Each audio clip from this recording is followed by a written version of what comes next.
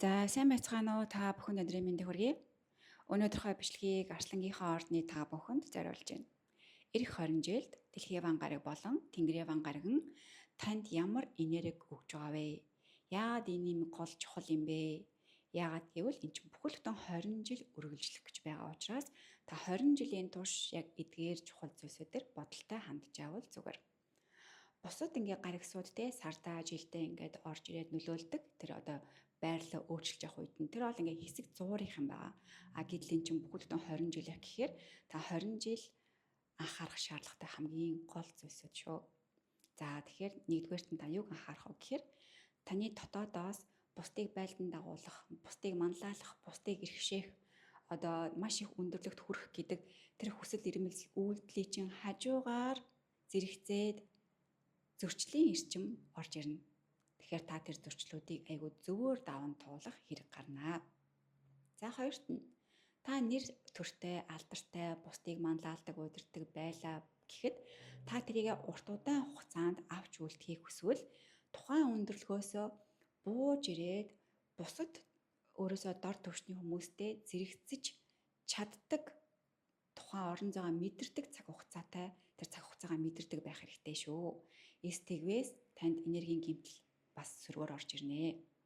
За 3 дугаарт нь болохоор та юм өгөх хэрэгтэй болно. Золиос гаргах шаардлагатай. Хамгийн энгийн жишээ та хүнээс юм авч байгаа бол хариуг нь заавал бариарай. За одоо энэ дээр айгу чухал жишээ авч ирээ. Гэтэ жишээгээ би айгу хөнгөнөр авч явах гэж байгаа. Идэх юм дээр авч ирээ. Та сүүлийн 2 жил амттан маш их идлээ, маш их дуртай эзээр л бай. Гэтэл ирээдүйд чадахгүй. Таны эрүүл мэнд чинь дордох болно. Тиймээс та золиос гаргана. Эрүүл мэндэ авч үлдэхийн тулд золиос гаргаад амттангаа болох хэрэгтэй шүү. Ийм шаардлагатай байхгүй юу? Тэгэхээр та ямар муу зуршил байна те юу золиослж байж юутай болох уу гэдгээ бас аюу сайн бодож тунгааж ах эх 20 жил. За дөрөвдүгээрт нь болохоор таны эцгийн удам болон эрэгтэй хүмүүстэй холбогдох эрчим бас бага зэрэг ерөнхийдөө энергийн гэмтлүүд үүсэж ирж байгаа 20 жил. Шалтгаан гэхээр Арслангийн орд маань өөрөө нарны энергийн иргэшээлт байдаг.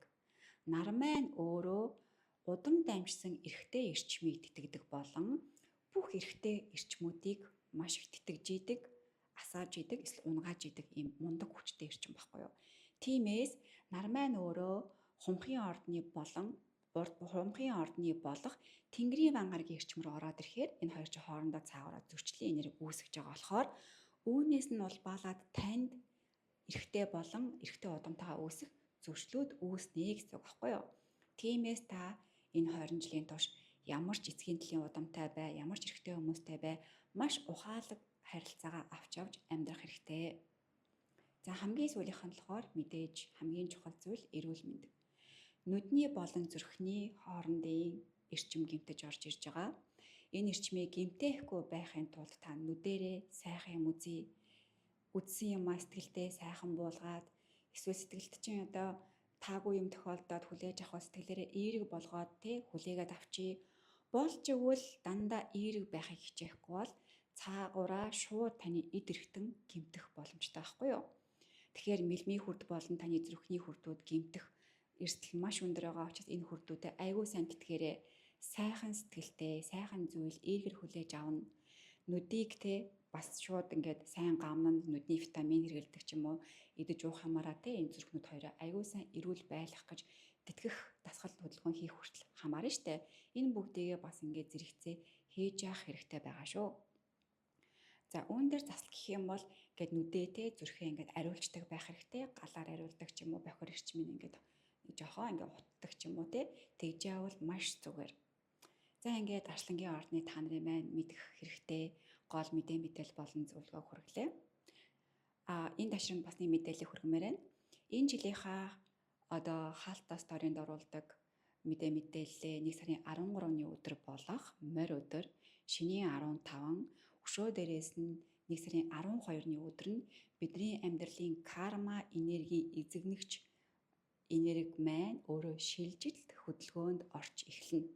Тийм учраас 1 сарын 13-аас эхлээд та бүхэн маань хаалттай групп минь хэрвээ орохыг хүсэх юм бол бүртгүүлээд өдөр тутмынхаа зурхаа болон өдөр тутамд бид нар нөлөөлдөг гариг ирэх зүйтэй холбоотой заслын зөвлөгөөнийг хүлээж авах боломжтой байгаа шүү. За ингээд дараагийн мэдээлэлээр иргэн уулзцаая. Баярлалаа. Баяртай.